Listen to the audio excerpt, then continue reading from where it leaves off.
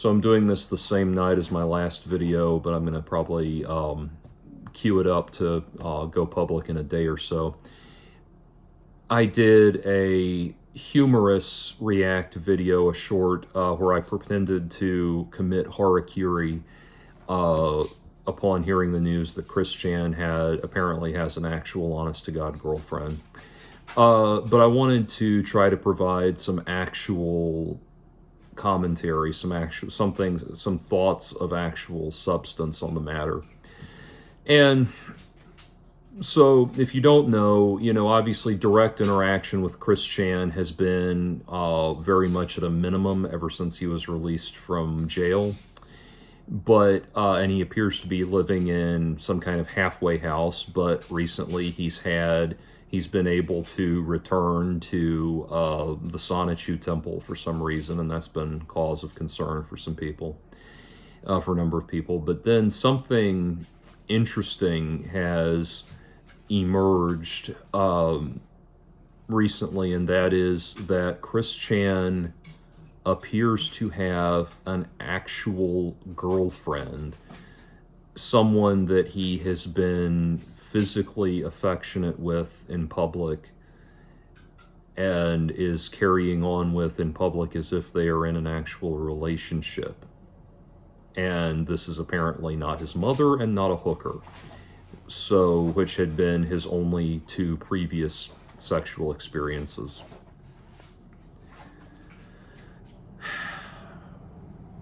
So people come to me wanting to hear some kind of cultural, sociological, philosophical analysis of Chris Chan. And I'll tell you right now, because if I don't, I'll forget to do it later. In 2022, I recorded and released a Chris Chan concept album called Nowhere Land. If you haven't heard it yet, or even if you have, I strongly suggest that you go out and listen to it. I wanted to tell the story of Chris Chan up to the point of his arrest in the style of the great classic progressive rock concept albums, Pink Floyd, Genesis, Moody Blues, that kind of thing, the Who's Tommy, stuff like that.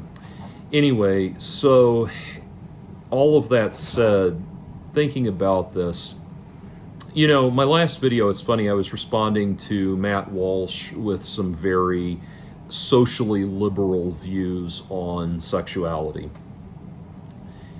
As I think about the idea of Chris Chan having this girlfriend that is not only a girlfriend, but appears to be substantially younger than him and rather attractive.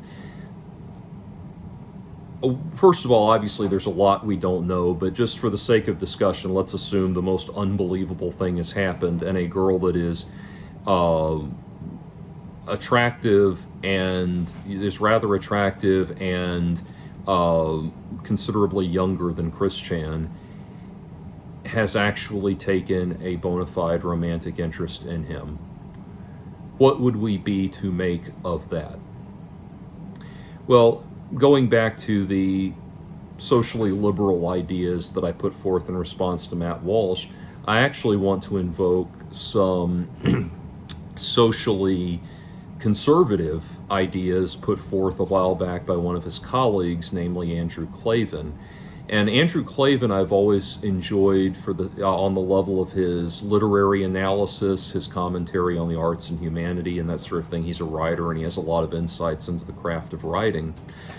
And he pointed out a while back that one of the things that's changed culturally in fantasy fiction and horror fiction and that kind of thing is that now it is commonplace for us to read stories about women falling in love with creatures from demographics that they were previously supposed to find threatening. We've seen, he used the examples of things like True Blood and Twilight, where we have women falling in love with vampires and werewolves. You could add on to that plenty of other examples. The recent Disney Channel Zombies series, where you have a young woman falling in love with a zombie of all things. You have things like The Shape of Water. By the way, one of my viewers has been asking for a elaborate breakdown of The Shape of Water. If I feel like getting to that, I will. But I just suffice to say, it's a really awful movie. But anyway, you have movies like The Shape of Water, where you've got this some sort of amphibian alien monster creature that the woman falls madly in love with, and in all of these amorous couplings are always portrayed, and you could go even further back to, the groundwork for this was laid with the popularity of, Disney's Beauty and the Beast and stuff like that. I wouldn't include Hunchback of Notre Dame because she doesn't fall in love with him in that one, although I guess you could say in Hunchback, the Disney Hunchback sequel, it happens, but I think I haven't seen it. That's what I understand happens. But anyway, in all of these cases, we've been seeing this cultural push, this shifting of the Overton window towards the not just the dashingly dangerous, like the James Bond type character, but the repulsively repugnant, dangerous creatures, the entities that we would have previously seen women being rescued from in fantasy and horror stories and that kind of thing. We've seen them now falling in love with those characters. And Clavin points out that that's born out of a major cultural shift away from the kind of values that would motivate motivate women to find the best possible male partner, the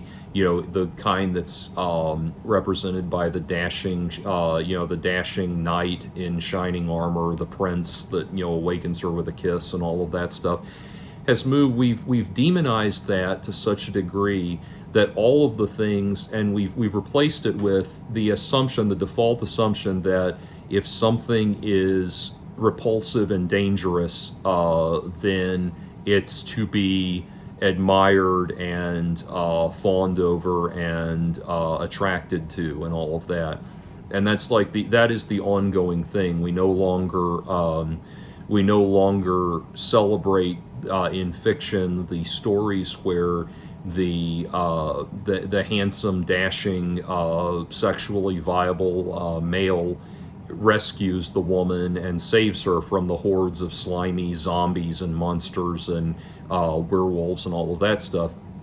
Instead, we celebrate the woman who is so liberated that she can seduce and bring under her control the hordes of the vile monstrous hordes that she should be afraid of, and that sort of thing. And we demonize the Gastons that would want to intercede in that, and assume that they're badly motivated like Gaston and that kind of thing. And that's what came to mind when I entertained the idea, if you want to have some level of cultural analysis around this, there was a meme that, as I was thinking of that, there was a meme that I saw a while ago on Twitter, now X, that actually it's Twitter. Someone pointed out it's always okay to dead name Twitter.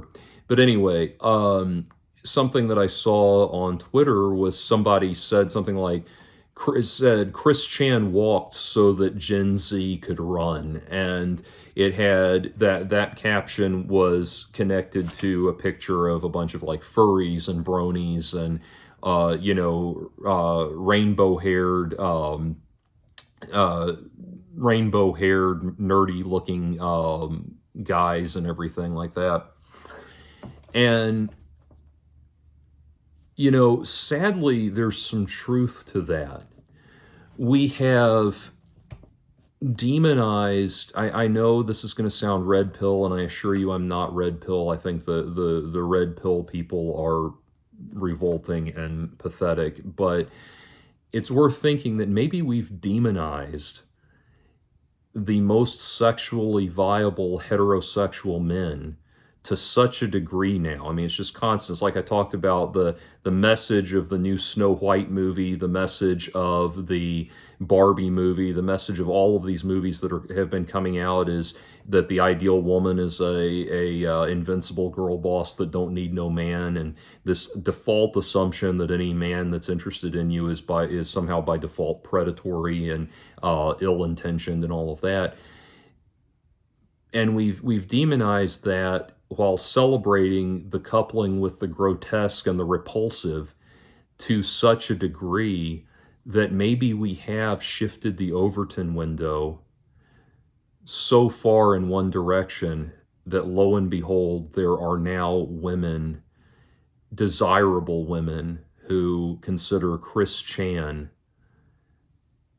a viable mating opportunity. Maybe we have so demonized strength, physical strength, musculature, strength of character, the willingness to be. I talked about with in the case of the movie The Shape of Water, one of being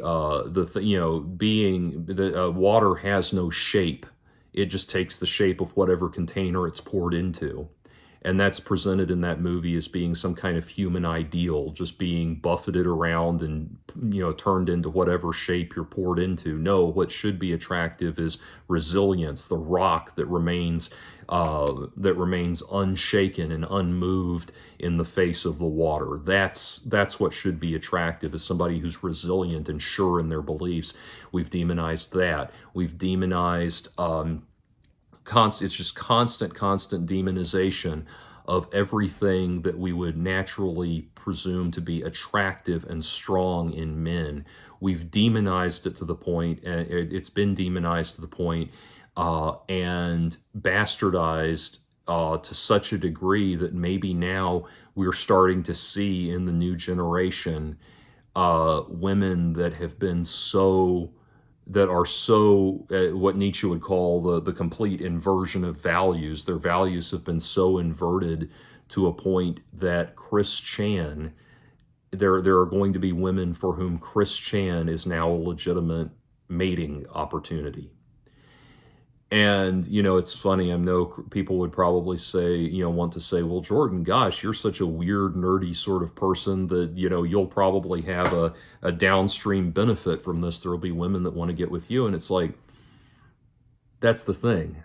Do you think that I want to be with any woman that finds me attractive because she sees me as being adjacent to Chris Chan? I'm not that desperate. I should say, rather, I'm not that afraid of being alone or being by myself that I would want to be with somebody who saw me as a poor man's Chris Chan, substitute for Chris Chan. So I wonder if that's where we're at now. That is literally where we're at. That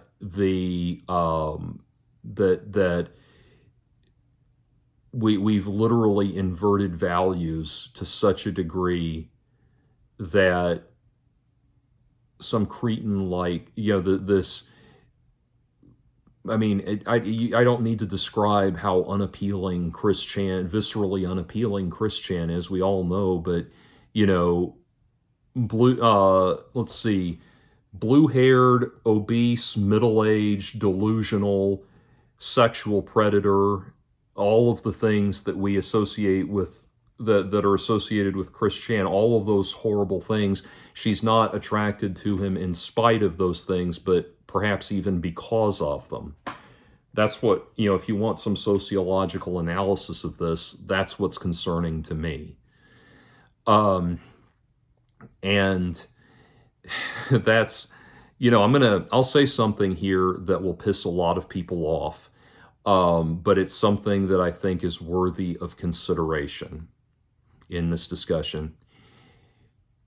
There's been all this controversy about Drag Queen Story Hour.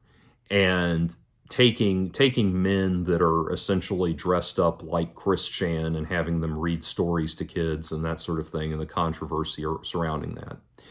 One of the natural responses. Now, to be very clear, I'm not so cold-hearted as to suggest that all of those men that are participating in that are Christian or are sexual predators. I do think that I do think what they're doing is inappropriate, and I would, if I had kids, I would not take them to that. But I realize they're not fit for, despite the behavior that I find redolent, they're not functioning down on the level of Christian, is what I'm trying to say. But anyway, I think about that, and one of the things that, people immediately, if you say, well, I don't think Drag Queen Story Hour is appropriate, people will immediately start playing the what about game. They'll say, what about this? What about, and they'll start bringing up examples, implying that you're holding people to an unreasonable double standard if you complain about Drag Queen Story Hour but are not equally as viscerally repulsed by these other examples. The examples they'll bring up are things like child beauty pageants and the sex abuses within the Catholic Church. And I would say that in both of those cases, I'm deeply, passionately opposed to both of those things. In fact, especially in the case of the child beauty pageants, I think every male judge, any judge of any gender really in those things should be on a watch list. I mean, those things are very disturbing to me. And certainly, obviously, everyone that's ever been involved in the Catholic sex abuse scandals or covering them up should be in prison. There's no question about that. But the thing is, those things are not current of the moment topics. So just because they're not commanding focus like other things doesn't mean that there's an implied double standard. But one of the examples that does come up is things like Hooters waitresses, cheerleaders, things like that. They say, well, these are inherently sexualized things. Sexy waitresses, cheerleaders, these are inherently sexualized things that we allow children to be exposed to, and they cite those as examples of double standards. Now, to be very clear, I would never take a child to Hooters because I don't want any child to grow up thinking that's what wings are supposed to taste like. But as far as presenting, if we're looking, the Drag Queen Story Hour and the beautiful waitress or the beautiful cheerleader are not the same, presenting the same implicit value to children. Kids growing up are going to grow up into an understanding that there are certain features that are attractive and certain people that are more attractive than others. That's certainly just going to be a natural part of their coming to understand the world. They will have, as adults, they will have things that they find attractive and things that they don't find attractive. Fair enough.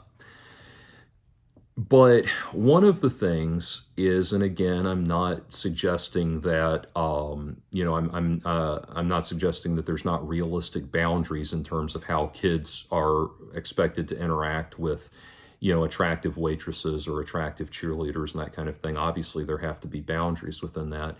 But as far as them having an abstract conceptualization of those things being something that's attractive, I'm more comfortable with that than I am with them giving the idea that drag queens carry an objective presentation of a healthy standard of beauty. That's concerning to me because, and again, you're talking to someone that's, before all of this nonsense started, certainly enjoyed the hell out of drag bars and drag shows and thought they were just positively delightful. But anyway, on the one hand, you have a natural, and again, we're talking about drag queens, so specifically men putting on costumes. We're not bringing trans into this at all. But anyway, on the one hand, you have women embodying a natural standard of an organic presentation of beauty that human women have. And then you have, on the other hand, men who are doing an absurd cartoonish bastardization of that beauty. And it's supposed to be that. It's not supposed to be attractive. It's not supposed to be organically beautiful and attractive the way the women that are beautiful waitresses or beautiful cheerleaders that are strutting around, showing themselves off to some degree. It's not the same thing. One is naturally organically beautiful. The other is an intentional cartoonish parody of that beauty. And the reason I bring this up in regards to Chris Chan is because it does feel like the world we're in now does not just fail to draw a distinction between the beautiful and the cartoon parody of the beautiful. It almost seems like it's almost like it treats the organic natural beauty as a heinous affront to the cartoon parody of the beautiful. That cartoon parody of the beautiful is now somehow is no longer just meant to be something bizarre and ridiculous that we enjoy for the fun of it all, but it's meant to be treated as some kind of like higher mode of life or something like that. And I can't help but, if I were to try to figure out the sociological shift that could bring any attractive, again, we're not talking about some heinously ugly woman that can't do better. We're talking about a fairly attractive woman that could have a pick of much more viable, worthwhile men than Chris Chan. And you just have to think, like, what is the failing of values, personal values, societal values that would get someone, and societal values that would get someone to that point? And I have to think it's rooted in this thing we've been doing, where, we've just, by way of cultural pressure, we've announced that which is beautiful is an affront to that which is a grotesque parody of the beautiful. And we seem to be shifting standards to such a degree that there are now going to be people that actually take that shit seriously. This seems to be a fairly young woman. And if that's the case, now people have called into question whether or not it's she's a legal adult. People have called that in question. That's certainly another matter that needs to be, that is of concern. And if it comes out if it should bear out that she actually is legally underage, then he does need to be reported to law enforcement, obviously. But assuming that she's just an legal age adult woman in her early 20s or something like that, she's probably grown up with this messaging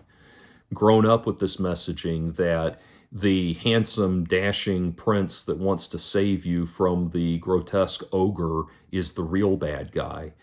That which is beautiful is systemically oppressive to that which is repulsive, and all of that. And it would not surprise me if someone, not everybody obviously, but some confused person could be so confused and backwards in their values that, yes, on the basis of that, they would find Chris Chan to be attractive, to be appealing. And so those are my concerns. And I say that, as I say all of that, I want to give it the caveat that, one of the things I've talked about on this channel a lot, and it's come up because it's been an ongoing demon in my memory, in my life, and I have actually PTSD in large part because of this. But when I was a teenage boy, from about age 14 to 16, I went to school with a gang of bullies that would beat up girls for talking to me. And I've talked about how to this day, when I'm on a date, it's very It's makes me uncomfortable to sit across from a table talking to a woman on a date because I'm waiting for the jock that's going to come up and, smack her in the face and hold her head to the table and yell at her for talking to that faggot me or something like that. So I have always grown up with this feeling, that this innate thing that was beat into me, that I am the beast from Beauty and the Beast, but that I deserve to have, I deserve to have, to the treatment that I get, that I am, the men are supposed to. That was the messaging that I got from that experience with those boys in small town Mississippi, was the messaging that, the especially because I lived in an atmosphere that approved of their behavior, by tacitly endorsed their behavior by not punishing them and that kind of thing, because these were fine, upstanding young men, and all of that.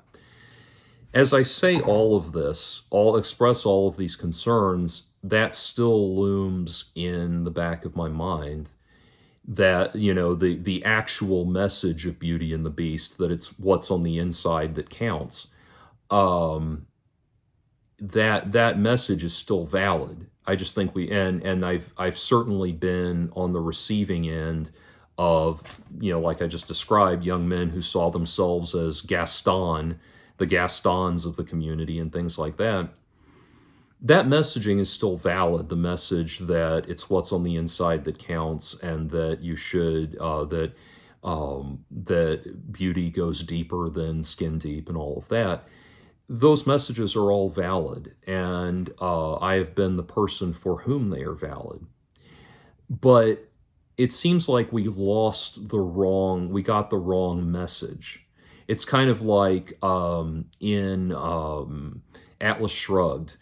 There's a part where one of the characters, a character named Ranyar Danishuld,